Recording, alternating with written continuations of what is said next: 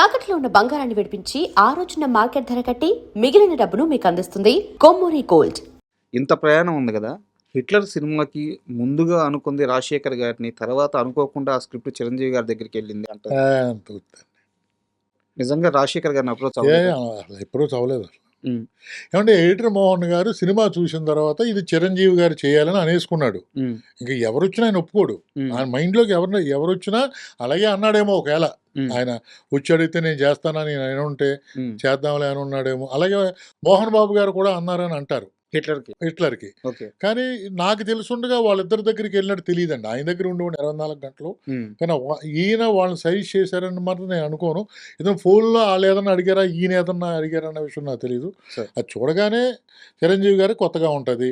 Hitler, 5 sisters, బరువులు బాధ్యతలు ఉన్న సినిమా. కానీ ఈయన ఇమేజ్కి మించి లేదు, కొత్త ఇమేజీ, పని చేస్తుంది పని చేయదా, ఈ డిస్కషన్ జరిగినాయి. పని చేస్తుంది అని చెప్పి ఆయన సుదీర్ఘమైనటువంటి నమ్మకం. ఓకే. అది సార్, యాక్చువల్గా కొన్ని నెలల క్రితం నేను హీరో సుమన్ గారిని ఇంటర్వ్యూ చేశాను.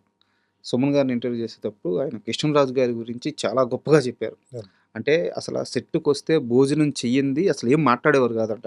ముందు భోజనం చెయ్యి, ఇద్దిను అద్దిను, తర్వాతే పని అనేవారంట. సో మీరు ఆ సినిమాకి పనిచేశారు కాబట్టి ఎట్లా ఉండేవారు సెట్లో కృష్ణరాజు? నేను అన్నయ్య అంటాను ఆయన్ని. కృష్ణరాజు ఎందుకంటే ఆయన ఈ వెస్ట్ గోదావరి ఆయన ఎంపీగా చేశారు. కానీ నాకు పరిచయం మాత్రం బాబామూర్తిగా. ఒక విషయం చెప్పాలి సార్, ఆయన మొగల్తూరు మహారాజా గారికి మనవడవుతాడు కృష్ణరాజు గారు. మొగల్తూరు మహారాజుకి మా ఫ్యామిలీకి చిన్న ఇది ఉంది, రిలేషన్ ఉంది. ఓకే. మేము నాది 12వ తరం అండి. ఫస్ట్ తరం ఆయన. మళ్ళీ ఇది సెపరేట్ సబ్జెక్ట్ అండి. మరి చెప్పండి పర్లేదు. ఫస్ట్ తరం ఆయన మొగల్తూరు మహారాజా గారితో చాలా క్లోజ్గా ఉండేవాడు. ఆయన పేరు పేరంటాళ్ళు అండి. కృష్ణా జిల్లా వీళ్ళది, చినకర అగ్రహారం, కృష్ణా జిల్లా. అక్కడ నుంచి వీళ్ళు చాలా ఇంటర్వ్యూలో చెప్పానండి, చాలా పెద్ద స్టోరీ అది. మా తాతగారికి, అంటే మా తాతగారి 10వ తరం తాతగారికి మొగల్తూరు మహారాజా గారికి మధ్యలో ఒక ఫ్రెండ్షిప్ ఉంది. ఓకే.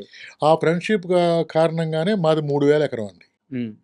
మొగల్తూరు మహారాజా గారు మా ముత్తాతలకు రాసి ఇచ్చారు 3000 ఎకరం. 3000 ఎకరాల పొలం. 3000 ఎకరాలు.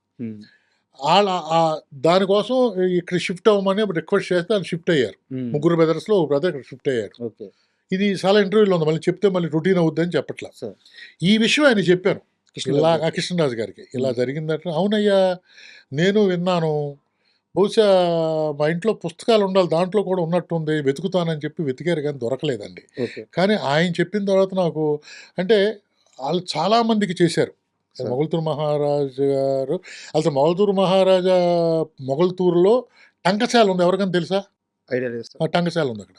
ఇప్పుడు మన హైదరాబాద్లో టంకశాల ఉంది కదా, అది అక్కడ ఉంది. ఒక 800 సంవత్సరాల క్రితం అక్కడ ఉంది టంకశాల ఉంది. ఆయన ఆధ్వర్యంలోనే ముద్రయ్యి.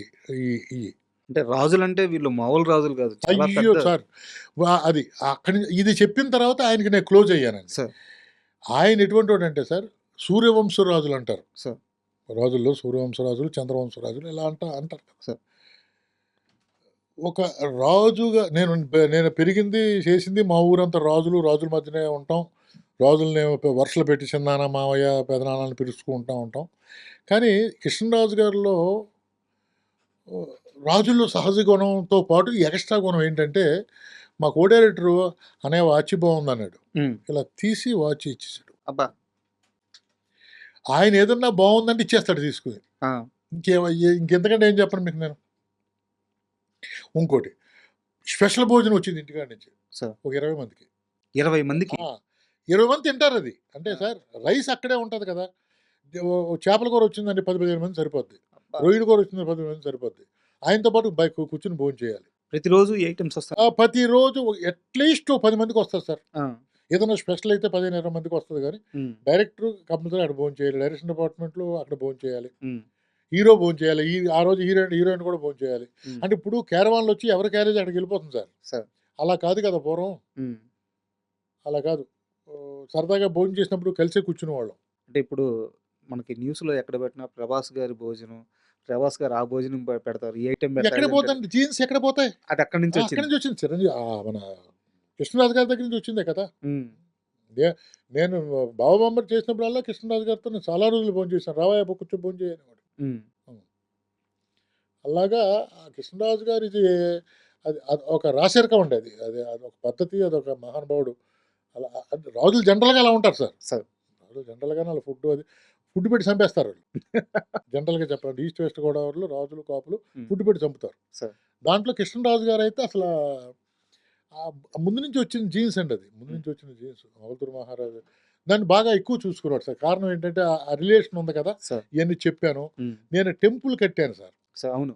ఆ టెంపుల్ కట్టడానికి కూడా వాళ్ళు పట్టుకొచ్చి పడేసిన రాయికి నేను టెంపుల్ కట్టా. ఓకే. అంటే 300 సంవత్సరాలు, 270 సంవత్సరాల తర్వాత హ్మ్. ఆ చెట్టు కింద అక్కడ ఇక్కడ ఉంటే దానికి టెంపుల్ కట్టడం వల్ల కట్టినప్పుడు కూడా చెప్పాను. "ఓసారి వస్తానయ్యా" అని కూడా అన్నాడాయన. హ్మ్. హ్మ్. "ఓసారి వస్తానయ్యా మీ ఊరు వస్తాను. ఒకసారి నన్ను తీసుకెళ్ళి గాని ఆ ఫంక్షన్ రోజున వస్తానన్నాడు."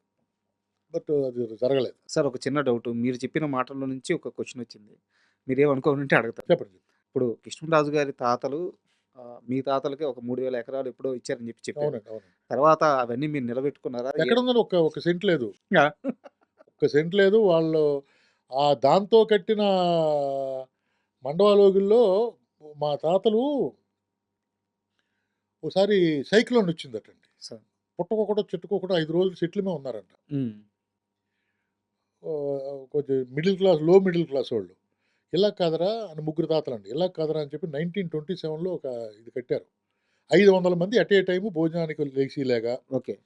ఏదన్నా సత్రంలాగా, పెద్ద సత్రం. ఏదన్నా ప్రాబ్లమ్ వస్తే మన ఇంటికొచ్చేలాగా. హ్మ్. ఇది కట్టిన తర్వాత 2 సార్లు వచ్చినాయంటండి. అలాగే 500 మందికి ఎంతమంది అంతమంది ఉన్నారు. 4 రోజులు ఇక్కడే భోజనాలు చేశారు. హ్మ్. కానీ నాశనం అయిపోయారండి ఆళ్ళు అది కట్టి. కారణం ఏంటంటే అది వాస్తు లేకుండా ఇష్టం వచ్చినట్టు కట్టేశారట. ఓకే. దాన్ని నేను కాపాడి నేను నాశనం అయిపోయాను.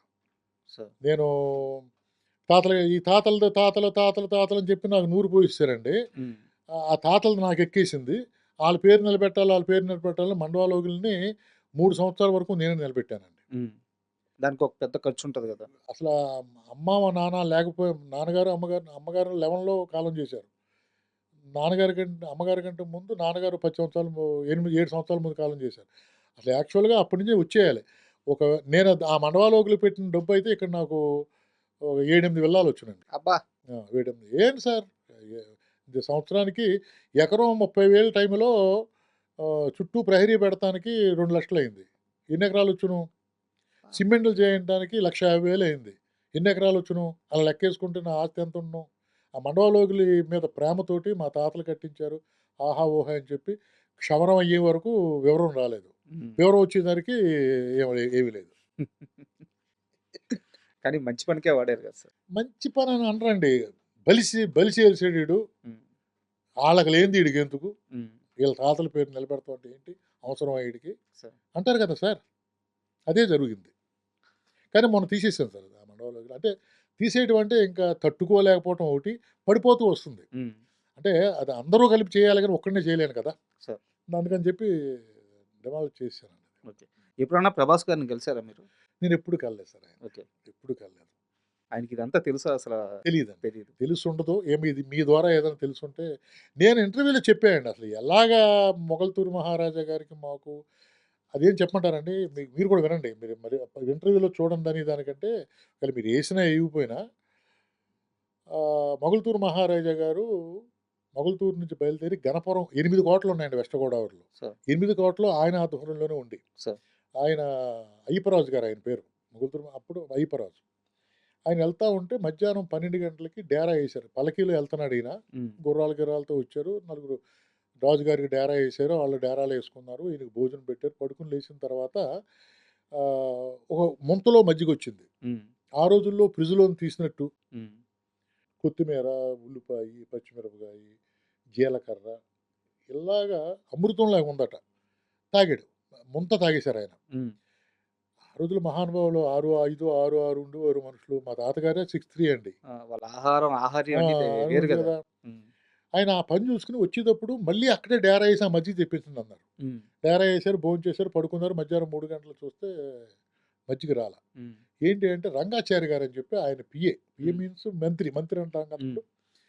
ఏమయ్యా మజ్జిగ రాలేదంటే ఆయన ఏదో నసుకుతున్నాడంట. ఏది నువ్వేం చెప్పంటే లేదంటే వాళ్ళది ఈ ఊరు కాదండి, కృష్ణా జిల్లా ఏదో చెప్తుంటే కాదు అర్జెంట్గా వెళ్ళిపోయారు. వెళ్ళిపోవడం కాదు, పిలిపించి ఇక్కడే ఉంటున్నాం నైట్ అని చెప్తే వీళ్ళు మళ్ళీ రోడ్డు మీద పడ్డారు. ఉమ్, అప్పటికి ఆయన ఒక 7-8 కిలోమీటర్లు 10 కిలోమీటర్లు వెళ్ళిపోయారు. పిలిచి అడిగితే ఆయన వచ్చాడట నెక్స్ట్ డే. వచ్చి ఏమంటే మీది ఏ ఊరు అని అడిగాడు. అయితే మా చినకర అగ్రహారం కృష్ణా జిల్లా అండి, మచిలీపట్నం పక్కనే. మీరు ఎందుకు వచ్చారు ఇక్కడికి అంటే అడిగితే మాది 3 బ్రదర్స్ అండి. ఒక ఆయనేమో వైద్యుడు, ఒక ఆయనేమో ఉప్పు ట్రాన్స్‌పోర్ట్ ఉమ్, విదేశాలకి. నేనేమో పాడిని ఉమ్, చూసుకుంటానండి. మాది 2000 గాళ్ళు. అంటే 4,000 పశువులు. ఉమ్, అన్నీ ఒక చోట ఉండకుండా 3 నెలలు మేము వస్తామండి. తిరుగుతా ఉంటాం. ఈ సంవత్సరం ఇక్కడికొచ్చాం. రాజుగారు వచ్చారు కదా! అని చెప్పి మేము మజ్జిగిచ్చాం. మీ మీ రంగాచారి గారు తోక్కి కానీ పన్ను అడిగాడంట. ఉమ్, పన్ను కట్టి చేయవలసిన పని మాకు లేదండి. మేము వెళ్ళిపోతున్నాం సార్. మాది చూపు మాదే. ఉమ్, మా ఉప్పు ట్రాన్స్‌పోర్ట్ కోసం మా కోసం దేశాలు అడుగుతారు మమ్మల్ని. మాకు అక్కర్లేదని వెళ్ళిపోతున్నాం సార్ అంటే, నేను రాజుని మాట్లాడుతున్నాను కదా! నాకు అయ్యో! చెప్పండి సార్ ఏంటంటే, మీరు ఇయాల నాతో ఆతిథ్యం తీసుకోండి. ఉమ్, నేను నైటు తొలికోడి కూర్చున్న తర్వాత లేపుతాను. మా వాళ్ళు మీతో ఉంటారు. ఆ పని చేయండి అన్నాడంట. రాజుగారు కదా! అవును. ఓకే అన్నాడు ఈయన. భోంచేశారు, పడుకున్నారు. ఇద్దరికీ చెరుకు అది ఏర్పాటు చేశారు, పడుకున్నారు. లేచిన తర్వాత ఈయన తొలికోడి కూర్చున్న తర్వాత ఒక కుండలో నీళ్లు పోసి సూర్యోదయం లోపు ఎంత తిరుగుతారో తిరిగి రండి అని చెప్పి ఉమ్, చెప్పారట. ఈయన తిరిగినప్పుడు సూర్యోదయానికి తిరిగి మొత్తం అంతా ఇది వెనకాల ముగ్గేసుకుంటూ వచ్చారట. ఉమ్, అదే 3000 ఎకరం. ఓకే. ఇది మీదే అన్నాడంట. ఓకే. సార్ ఇంతకంటే ఎక్కువ నేను దానం చేయగలను. నాకు దానం అడగట్లేదు సార్ అన్నాడంట ఈయన. దానం కాదు ఇది పేరెంట్ ఆళ్ళు. ఉమ్, మీకు కావాల్సుంటే ఆహ్, దా దా నాకేదైనా మజ్జిగ కావాలంటే మీ దగ్గరికొచ్చి తాగలేను. ఉమ్, రాజుగారికి ఇష్టం కాదని మీరు పట్టుకొచ్చి ఇవ్వలేరు. ఉమ్, ఇక్కడ ఉంటే నెలకోసారి వెళ్తా ఉంటాను. మజ్జిగ ఓకే. తాగుతాను. మీరు రావాలంటే ఆ, మేము 3 బ్రదర్సం కదా సార్! అన్నయ్యలని ఒప్పించాలి కదా! ఉమ్, మీరు ప్రామిస్ చేయండి అని ప్రామిస్ తీసుకున్నాడంట. ఓకే. ప్రామిస్ తీసుకొని అక్కడికెళ్ళి ఆళ్ళ అన్నయ్యలనిద్దరిని ఒప్పించి, వద్దురా అంటే వినకుండా ఒక చాకలి, ఒక మంగలి, ఒక కుమ్మరి, ఒక మాల, ఒక మాదిగ అంటే కులాలు చెప్పకూడదు. ఆ రోజుల్లో జరిగింది కాబట్టి చెప్తున్నాను. ఇలాగ మనిషికి ఎవరవసి అవసరమో వాళ్ళ ఫ్యామిలీలు తీసుకొని ఉమ్, ఆయన ఒక రోజున బయలుదేరుతున్నాడు. బయలుదేరుతుంటే రేపు దసరా. దసరా రోజుని అక్కడ ఎళ్ళిపోవాలి. అక్కడ కొబ్బరికాయ కొట్టాలి. ఇయాల శుక్రవారం రా! ఇయాల ఎళ్ళటం ఏంట్రా? వద్దు అంటే, లేదు రేపొద్దున అక్కడ దసరా అని చెప్పి, నేను ఆ రోజున విజయదశమి రోజున అక్కడ నేను కొబ్బరికాయ కొట్టాలని ఉమ్, చెప్పి, ఉమ్, ఈ ఫ్యామిలీస్‌ని తీసుకొని బయలుదేరడం ముహూర్తం పెట్టుకుంటే, ఆ రోజు రాత్రి అమ్మవారి కల్లోకొచ్చి పైడమ్మ అమ్మవారు. అందరిని తీసుకెళ్తున్నావా? నన్ను తీసుకెళ్ళవా? అని అడిగిందంట. ఉమ్, తీసుకెళ్తానని చెప్పి వచ్చి పెడనలో కాళ్ళు కడుక్కొని ఒక రాయి తీసుకొని దాన్ని శుభ్రంగా కడిగి పసుపు రాసి ఆ రాయిని భుజాన్నేసుకొని 1943 1743 డేట్ ఏదో సెప్టెంబర్ 28 ఎంతో ఉంది. ఆ రోజుని వచ్చారు సార్ ఆయన. ఉమ్, మీ తాతగారు. ఆయన మా 12వ తరం నాది. ఉమ్, అంటే ముందు తరం ఆయన. ముందు తరం వాళ్ళు. ఆ విధంగా ఆ ఊరు వచ్చారని కృష్ణరాజు గారికి చెప్పాను. ఓకే. డెఫినెట్‌గా ఇంప్రెస్ అవుతారు కదండీ! ఇప్పుడు అది వచ్చిన తర్వాత రాజుగారికి ఈయన 2, 3 సంవత్సరాలు ఇవ్వటం జరిగింది. ఉమ్, తర్వాత ఆయన కాలం చేశారు. ఈయన ఉమ్, కాలం తర్వాత కొడుకులొచ్చారు. ఉమ్, కొడుకులకి ఆళ్ళు తెలీదు. కానీ ఈ విషయం తెలుసు. ఉమ్, కానీ ఎళ్ళినప్పుడు మాత్రం గౌరవపూర్వకంగా ఎళ్లి కలిసేవారట. ఉమ్, ఇది జరిగిన మ్యాటర్. ఇది ప్రభాస్ గారికి తెలిసుంటే బావుంటది. ఉమ్. మరి ఇది మళ్ళీ ఎందుకు చెప్పానంటే ఏదైనా ఇంటర్వ్యూలో ఎవరు "ఒరేయ్! మీ వోడంటరా మీ తాత ఇచ్చారంటరా" అని చెప్తారేమో అని చెప్పి మళ్ళీ చెప్పాననమాట మీకు.